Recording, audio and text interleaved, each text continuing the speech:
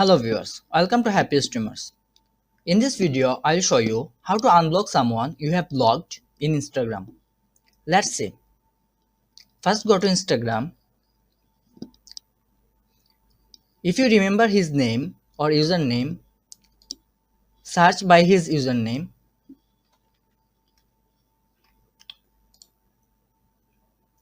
I did block that person. Let's see how to unblock him. Go to that profile, then from the top right corner click three dot icon and just simply hit unblock and click unblock again. If you don't know the name of that person or if you forgot that person name, go to your profile from the bottom right corner. Then from the top right corner, click the hamburger icon. Then click Setting and Privacy. Now scroll down a bit. You will find Blocked option. Click the Blocked option. Now you will see all your blocked person in this list.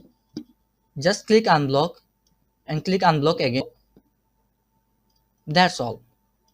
If you find this video useful, please hit like and leave a comment. And also subscribe.